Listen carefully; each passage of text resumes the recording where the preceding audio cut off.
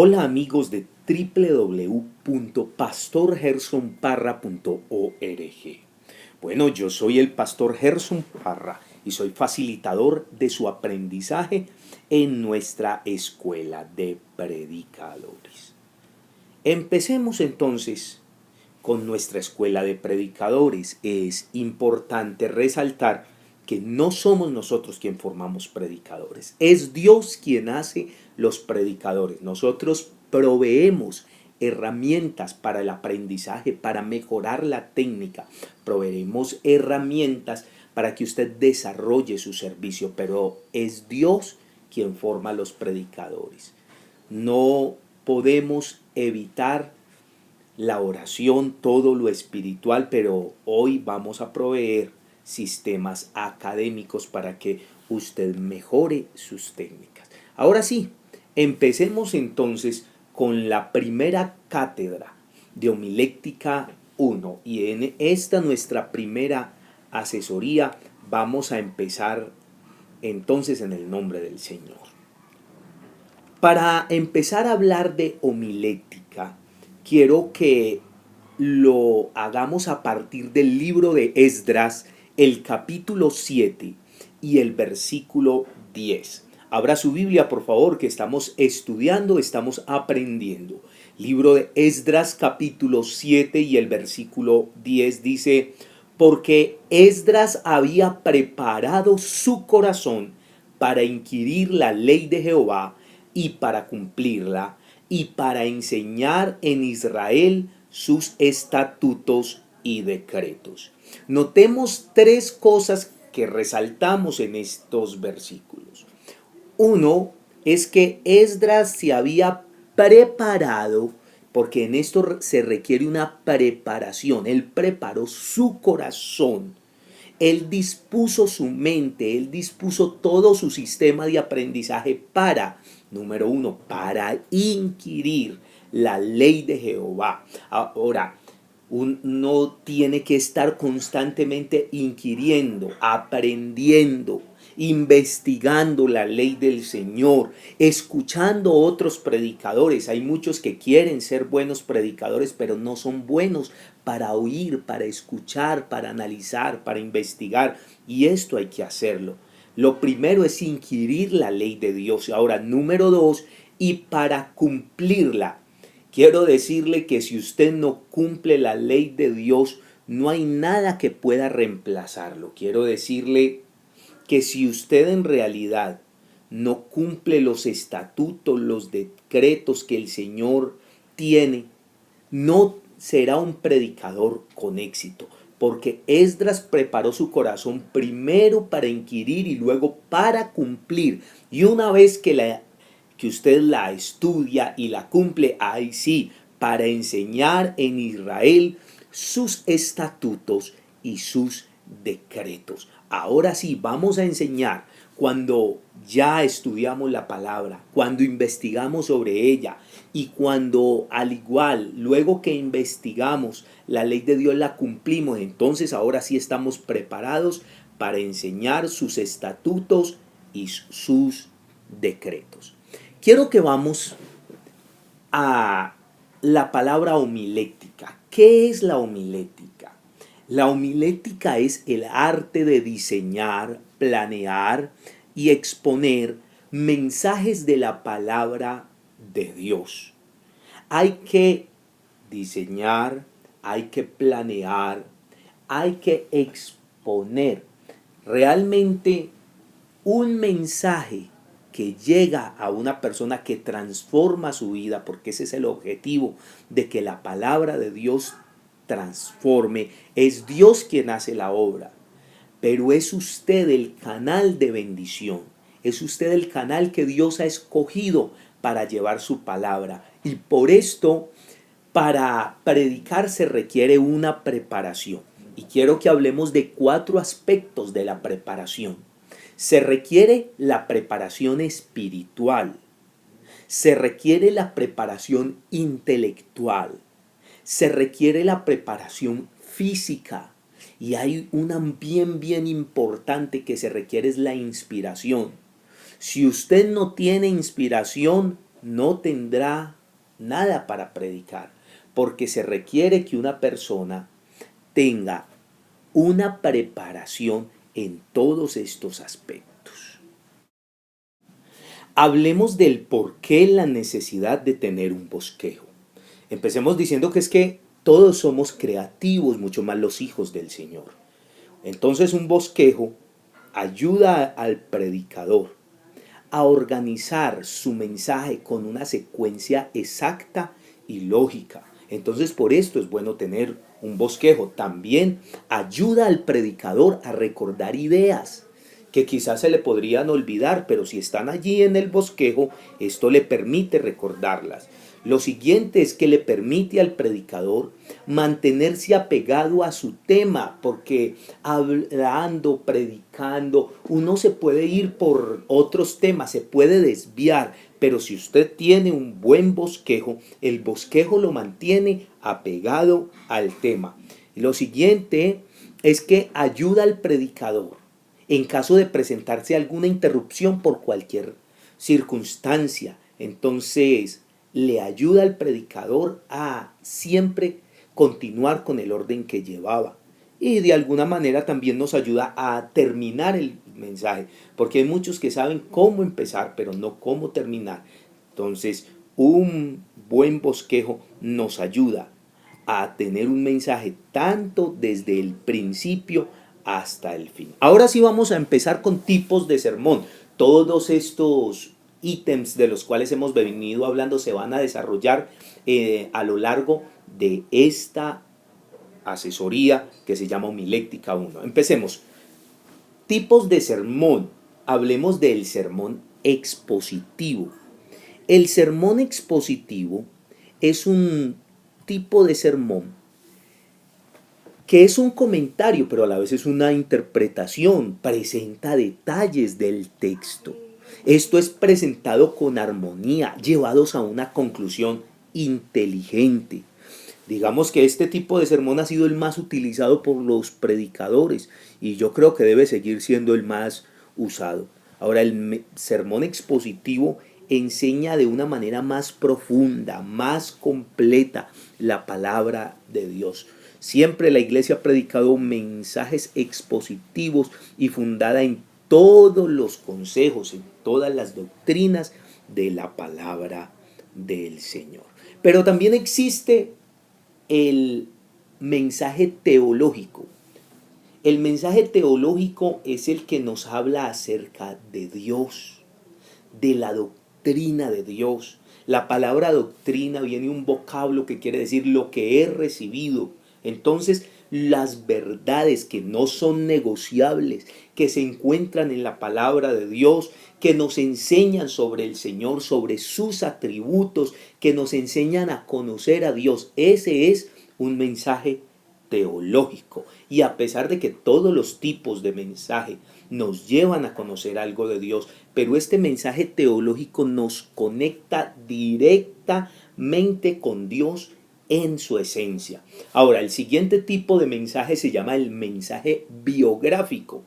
El mensaje biográfico es cuando tomamos a un personaje y empezamos a contar su vida, y a través de su vida entonces empezamos a encontrar enseñanzas, y ese mensaje biográfico empieza a conectarnos a nosotros con esa persona hasta que finalmente llega a su muerte. No siempre se llega hasta su muerte, se toma parte de la vida de una persona, pero ese es el referente.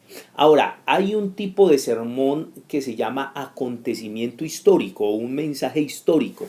Un mensaje histórico es cuando se toma una historia bíblica, o muchas veces se toma una historia de la vida real, y a partir de la historia de una nación, de la historia de un proceso que se vivió, se empieza a dar un mensaje exacto. Y esto ayuda mucho a la gente, le agrada mucho escuchar sobre historia, más cuando se cuenta de una manera buena, cuando se cuenta de una manera ordenada. Ahora llega el mensaje textual. El mensaje textual es cuando se elige un solo versículo, un solo texto de la palabra de Dios. Y a partir de ese texto de la palabra de Dios se predica. Usted puede escoger uno, pero tiene que ser uno solo. Y de allí, a través de algunas figuras, a través de un sistema de parafrasear el versículo, se va desarrollando el mensaje hasta su conclusión. Y llega el mensaje temático. Si el mensaje textual elegía un solo texto, ahora el temático elige diversos versículos de la palabra de Dios y empieza a enseñar con muchos, pero todos conservan armonía, todos conservan una misma línea de tema.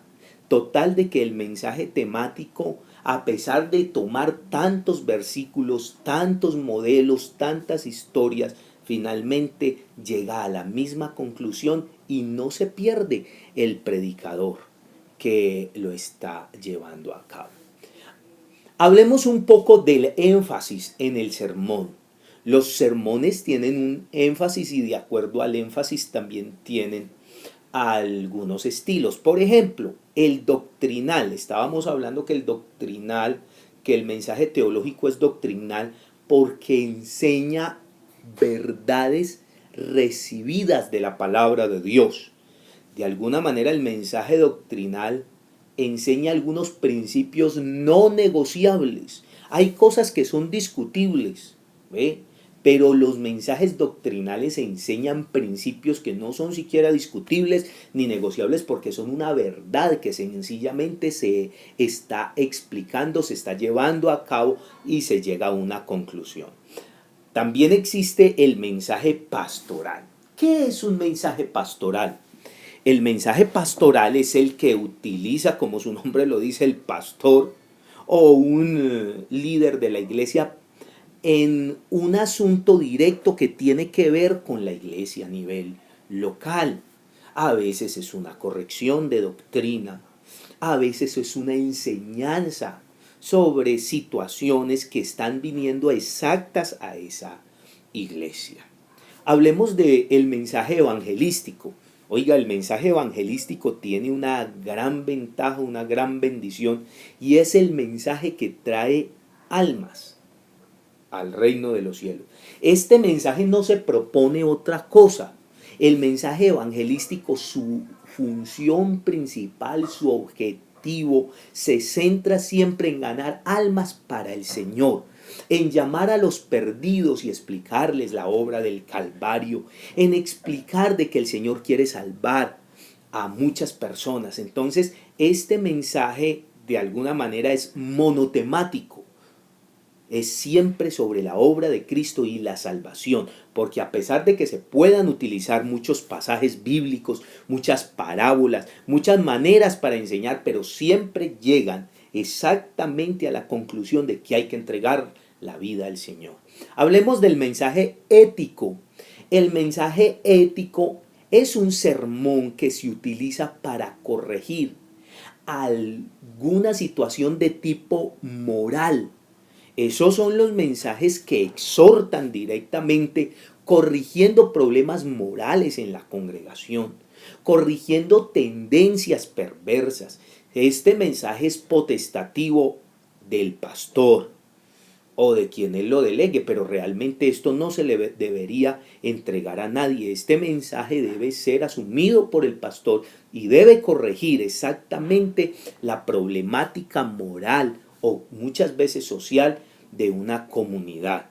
Y finalmente hablemos del mensaje misionero, aunque hay muchos otros que están contenidos, tanto en los tipos de sermón como los énfasis del sermón, hay muchos que están contenidos dentro de estos, porque usted me dirá, pastor, faltó este mensaje o faltó aquel tipo de mensaje, pero no se preocupe que poco a poco los vamos a ir desarrollando todos en la manera que se vaya siendo consecuente. Entonces hablemos del mensaje misionero.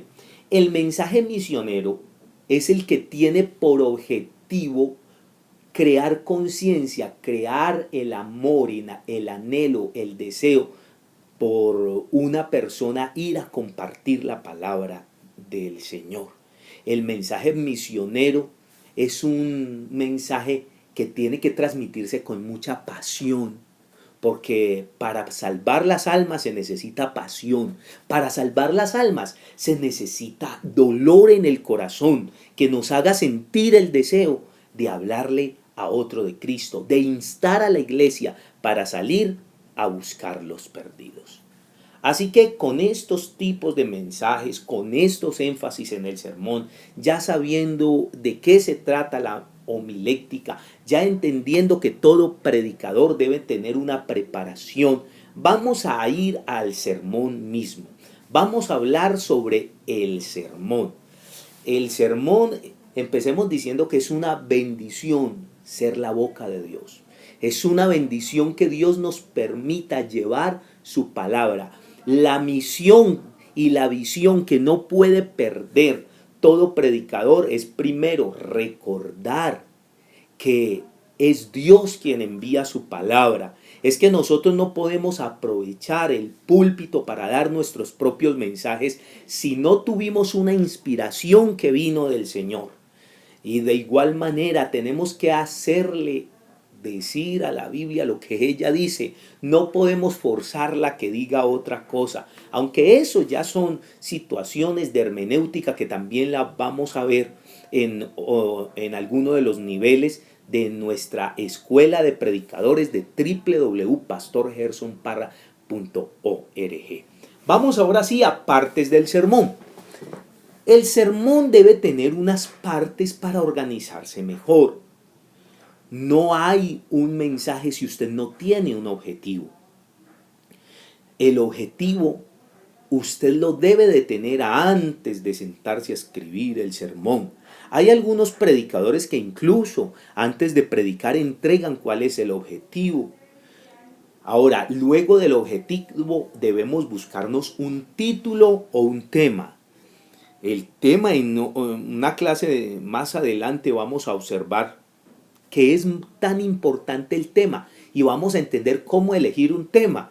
Bueno, nosotros por lo general en Colombia, que es de donde se emite la escuela de predicadores, hemos visto una gran cantidad de predicadores que en medio de su elocuencia y en medio de lo creativos que dicen ser, colocan unos títulos asombrosos.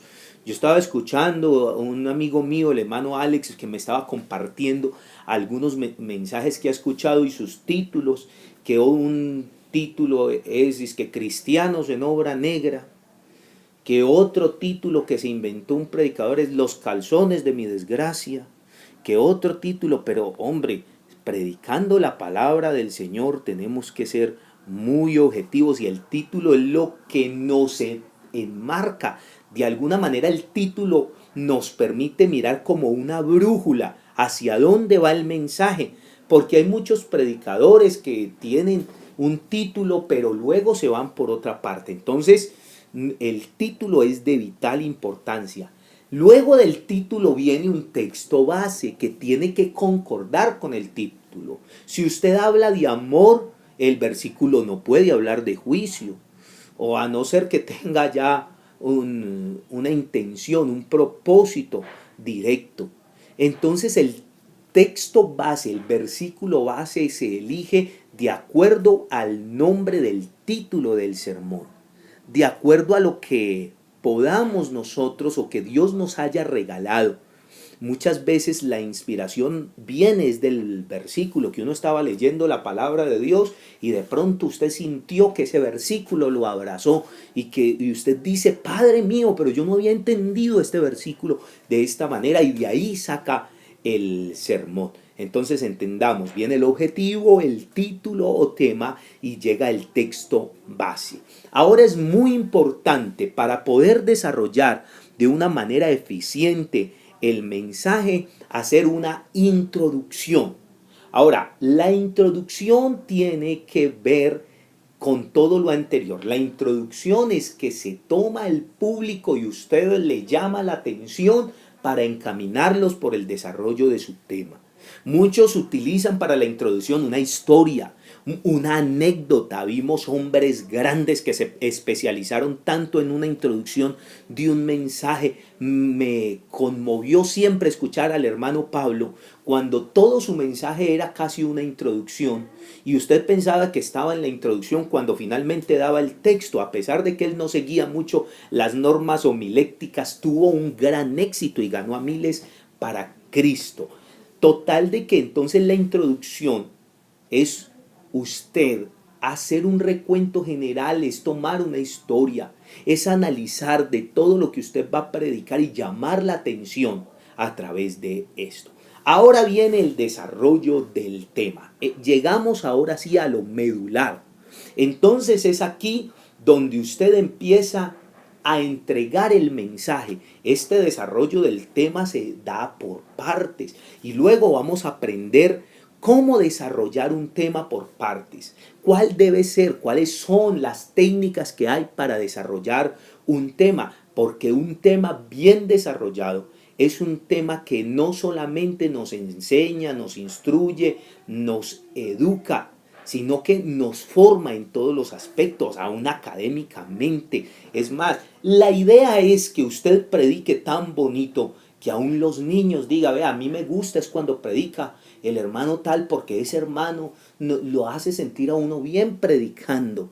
Total que el desarrollo del tema es de gran bendición. Si usted aprende a desarrollar bien un tema, porque ahí es donde está la pérdida de muchos predicadores, en que van bien en el objetivo, el título, es más, tienen un versículo exacto y hasta hacen una introducción, pero se pierden desarrollando el tema, porque no tuvieron una inspiración completa, es decir, tuvieron una emoción viendo un versículo, pero a veces se requiere más de estudio, más de investigación para poder llegar a un desarrollo de un tema extraordinario.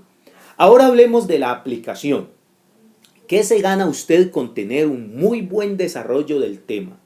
¿Qué se gana usted con ser un excelente predicador si los asistentes a su mensaje no se aplican todo lo que usted le está entregando?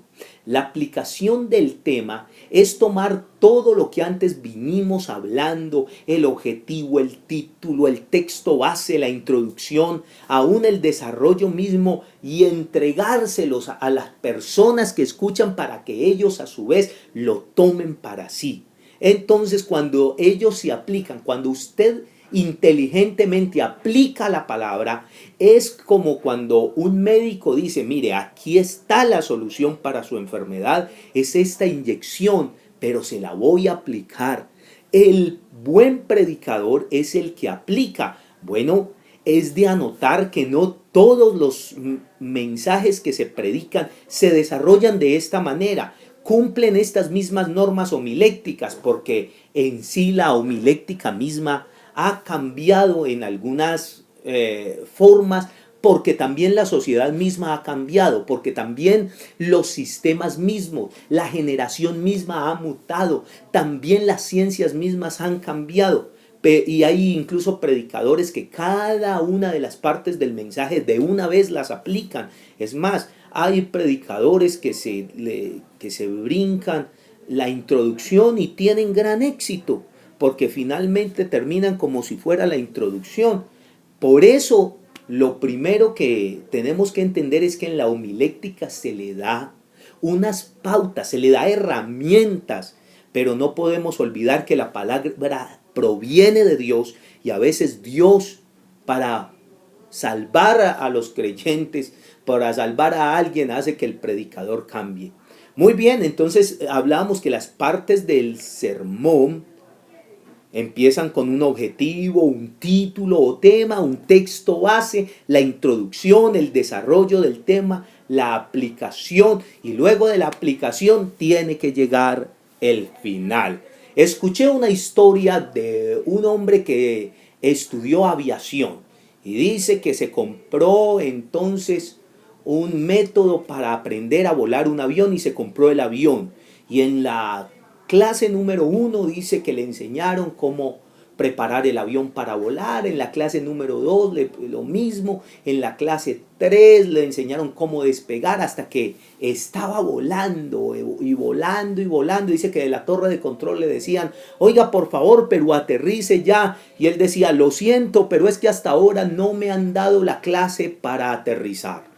De igual manera vemos muchos predicadores que dan vueltas y vueltas y vueltas y vueltas porque no tienen una estrategia exacta para terminar el mensaje. Y por esto no pueden entonces desarrollar bien el sermón porque terminan dando vueltas y vueltas y vueltas y hasta que no se le acaba la gasolina, como pasó con el avión de este señor, que cuando se le acabó la gasolina tuvo que aterrizar y se estrelló.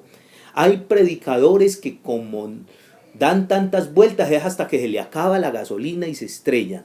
Por eso estamos aprendiendo, por eso nos estamos capacitando, porque es necesario que un buen predicador entonces entienda que tiene que tener un final en su mensaje. Cuando un buen predicador tiene un final en su mensaje, cuando la aplicación y luego el final se llevan a cabo, es un mensaje que llega a un feliz término, que causa siempre un efecto. Entonces el final, hay muchos que en el final oran por las personas que pasan adelante, pero a veces nos hemos acostumbrado de que el éxito de un mensaje es la cantidad de personas que vienen al altar, o a veces pensamos que el éxito del mensaje es cómo lloran los hermanos en medio de su mensaje. Otros piensan que el éxito del mensaje es que sencillamente puedan terminar. Bueno, hace algunos años un hermano me dijo, hermano, qué mensaje tan impresionante. Y yo recordé las palabras de un anciano que me enseñó y me dijo, jamás podemos ver el éxito de nuestro mensaje hasta meses después de que se ha predicado. Porque la palabra que se siembra, la palabra que Dios envió, el Señor dice que no volverá vacía, sino que hará lo que el Señor quiere. Solamente que tenemos que esperar cuál es el resultado. Tenemos un proceso inicial que entregamos. Pero el éxito de un mensaje no está en cuántos pasaron adelante, no está en cuántas personas lloraron, no está en cuántas. Todo eso hace parte del mensaje y todo eso nos hace entender que muchas personas comprendieron el mensaje, pero no es el éxito en sí. El éxito en sí del mensaje es que las personas lo escuchen, lo guarden, lo apliquen y que su vida sea transformada. El predicador debe recordar que es un vaso frágil. Porque existen algunas tentaciones del predicador. Por ejemplo, el predicador puede tener la tentación de robarse la gloria de Dios, de creer que predica bonito es porque él es muy virtuoso. Debemos volver a recordar que la palabra es de Dios, que nosotros somos el canal, que nosotros somos sencillamente el medio que el Señor utilizó. Al igual pudo utilizar a otro. Imagínese, utilizó el asna de Balaán. Imagínese usted todo lo que el Señor logró hacer para enseñarnos a nosotros que la gloria le pertenece a Él. Ahora, hay otra tentación que se llama engrandecerse a la altura de su mensaje. El mensaje es una altura impresionante. Y cuando alguien predica, sube a alturas muy grandes. Por esto es peligroso que un predicador se engrandezca a la altura de su mensaje. Crea que es grande porque el mensaje fue glorioso. Crea que es impresionante porque el mensaje fue asombroso. No, el mensaje es grande es porque tiene palabra, porque tiene poder de Dios, porque allí es Dios el que se manifiesta. Ahora, existe otra tentación que se llama la ambición de poder y alabanza. Hay muchos que aman, es que los elogien, que les digan, hermano, usted predica muy bien. Definitivamente, como usted no hay otro predicador. Y algunos se sienten que tienen el poder cuando predican, por eso no tienen la humildad para escuchar a otro. Mire, yo vuelvo y le repito, Para usted llegar a ser un buen predicador, tiene que especializarse escuchando a otros predicadores. Tenga usted su predicador preferido. A veces por el ejercicio mismo de los ministerios no nos queda mucho tiempo para escuchar palabra, pero es necesario que usted saque un tiempo, que escuche palabra, que escuche a otro predicar, porque a la vez que Dios le habla, no solamente se nutre de la palabra, sino que aprende algo. Muchos de los mensajes que Dios nos los inspira porque escuchamos a otro predicador.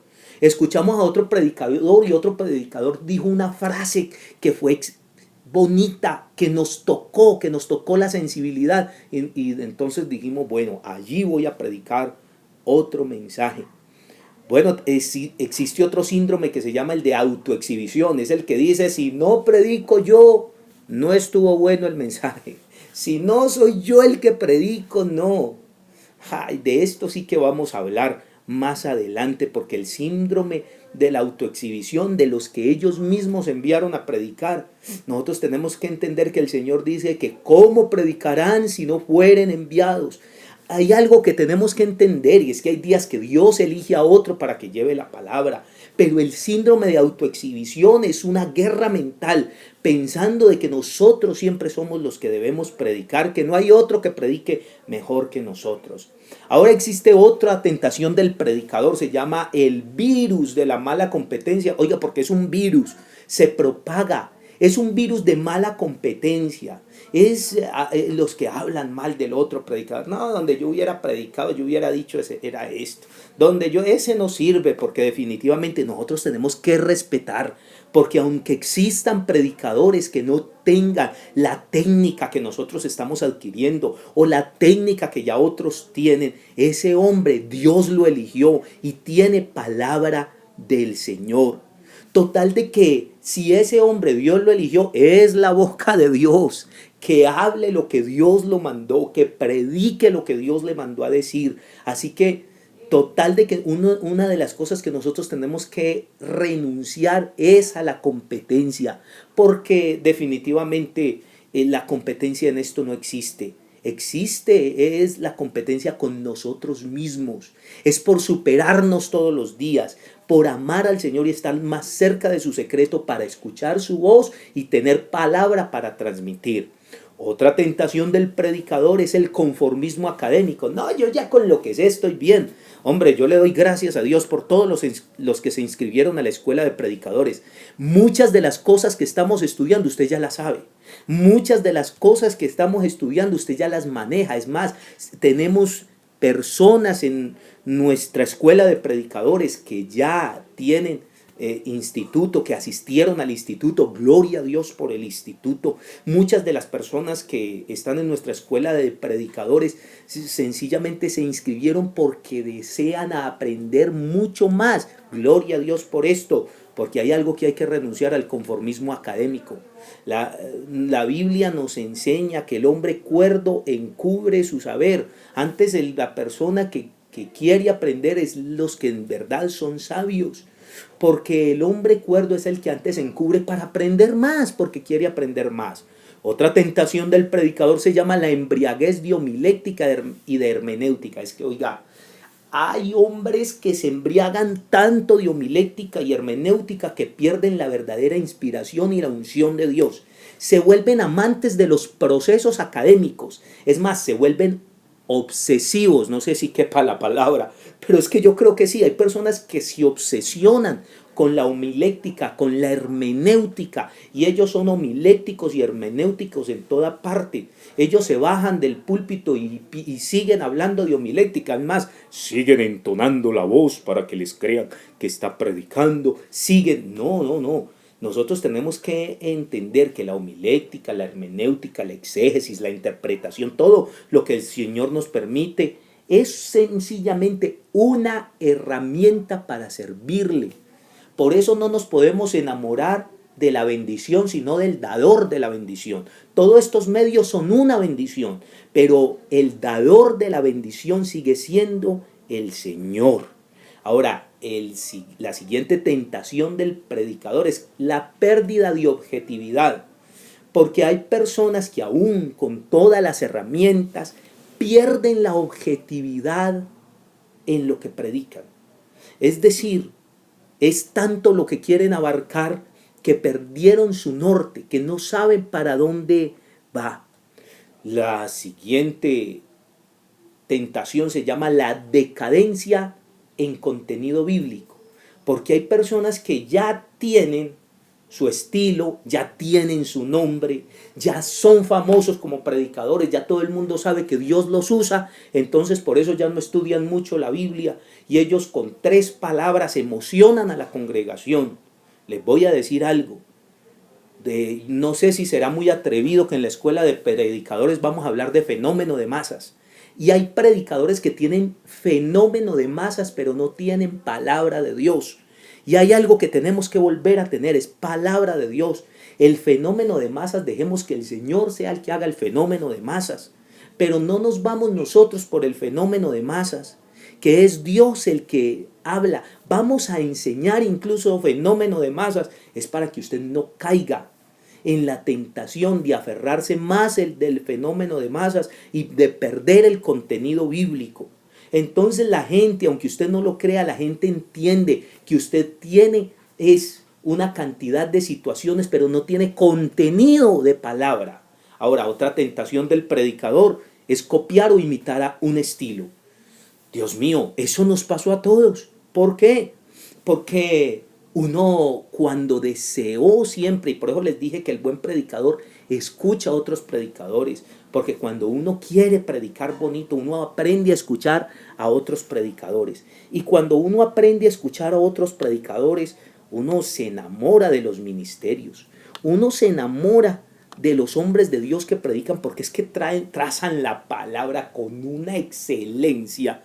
Y entonces el grande peligro es que no imitamos su proceso ni lo que ya aprendieron, sino que imitamos es lo que ellos hacen. Entonces imitamos la voz, imitamos el contenido, imitamos, es más, existen perfectos imitadores que sencillamente se paran en los púlpitos a imitar a otro. Yo tengo que entender que Dios le dio al otro hombre lo que el Señor quiso, pero Dios me dio a mí lo que Dios ha consignado, eso me lo regaló. Usted tiene que trabajar con lo que Dios le dio.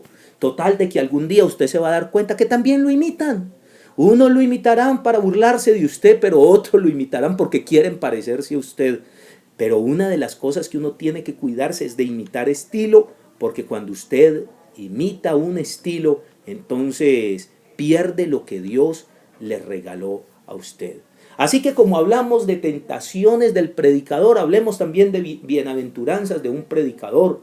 Es que es un bienaventurado el predicador que vive lo que va a predicar. Acuérdense del efecto Esdras. Esdras dispuso su corazón para inquirir y para cumplir, y ahí sí para enseñar la ley del Señor. Ahora, bienaventurado el predicador que ora para predicar. Oiga, es que hay que orar para predicar. El hecho de que estemos estudiando no quita la oración, no quita la conexión con Dios. Un predicador en esencia es lo que su conexión con Dios le permita hacer. Un predicador tendrá palabra siempre y cuando esté tan cerca de Dios que la palabra llegue. Un predicador tendrá que predicar cuando se conecta con el Señor. Ahora lo siguiente es bienaventurado el predicador que estudia para predicar. Todo predicador debe estudiar la palabra. Todo predicador debe estudiar libros afines. Ahora que entramos en el estudio de la homilética, vamos a entender que va a haber cantidad de libros que nos toca leer, que va a haber cantidad de tratados que hay que investigar, que hay que ir a consultar una página, que hay que conocer a veces el nombre de una palabra que no aparece por ninguna parte, pero vamos a aprenderlo. Ahora, lo siguiente es bienaventurado el predicador que sabe lo que predica. Hay que tener un bosquejo, pero hay que tener una autoridad académica para predicar. Lo siguiente es bienaventurado el predicador que sabe modular la voz para predicar. Porque no nos engañemos, todos tenemos emoción cuando predicamos. Es más, vea, yo empecé hablando así suavecito y ya estoy como predicando. Total de que Uno tiene que llegar el momento en que entienda cuándo hay que modular la voz.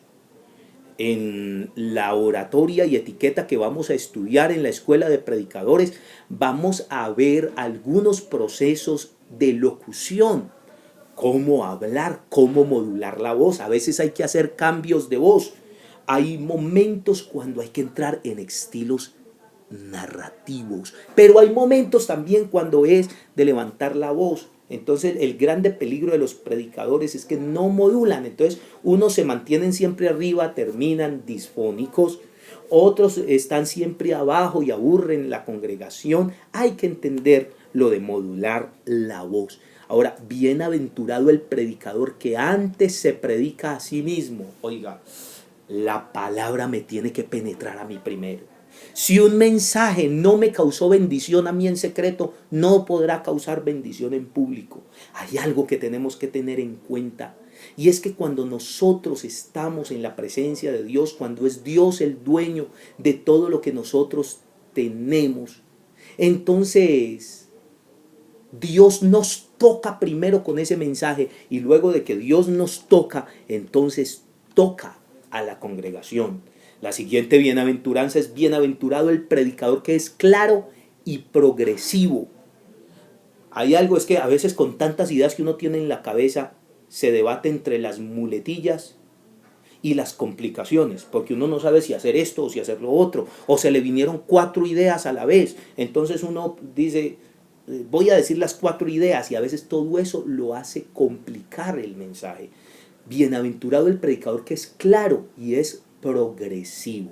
Ahora lo siguiente es: bienaventurado el predicador que es